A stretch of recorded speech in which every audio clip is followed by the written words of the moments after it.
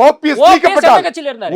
OPS எந்த கட்சியில இருந்தாரு? பன்னீர்செல்வம் டிடிவி தினகரன் எங்க இருந்தாரு? சசிகலா எங்க இருந்தாங்க? பொதுக்குழுவால் நீக்கப்பட்டவர்கள். இதுக்கெல்லாம் பதில் சொல்லுங்க. பொதுக்குழுவால் நீக்கப்பட்டவர்கள். கட்சி துரோக நடவடிக்கை, கட்சி அலுவலகத்தை அடிச்சு உடைப்ப, அம்மாவுக்கு அந்த சேரை எட்டி உதைப்ப, சின்னத்தை 2 முறை முடக்குவ, அரசியலில் நிரந்தர நண்பனும் இல்லை பகைவனும் இல்லைன்னு மானங்கட்ட வேலை பண்ணுவ போய் பன்னீர்செல்வம் இந்த கட்சியில் வச்சிருப்பா. இதையெல்லாம் தெரிஞ்சுக்கிட்ட ஞானிதாயா பழனிசாமி. தனிச்சு அவரே செயல்பட்டு இந்த கட்சியை வந்து அடுத்த கட்டத்துக்கு எடுத்துட்டு போறாரு. அப்படியே கிளை செயலாளர் முதல் கொண்டு தேர்ந்தெடுக்கப்பட்ட சட்டமன்ற உறுப்பினர்கள் இருந்து 1.5 கோடி தொண்டர்களும் இன்னைக்கு எடப்பாடி பழனிசாமி பின்னாடி இருக்கிறான்.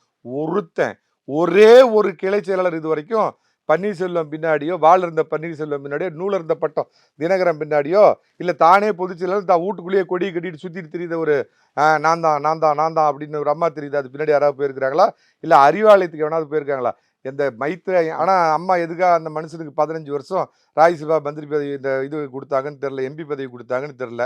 அவர் வந்து ஒரு நல்ல பாய். இந்த போனார ஒருத்தர், அவரு நல்ல அதிமுக காரர், அவர் தன்னை ஒரு நல்ல பாய்னு காமிச்சுக்கிட்டாரு. ஆனா அந்த பாய்க்குள்ளா வந்து அம்மா இருக்கிறப்ப போட மாட்டார். அம்மா இருக்கிறப்ப அந்த குள்ளா ஞாபகம் வரல. அப்ப அதிமுக காரங்கிற ஞாபகம் வந்தது.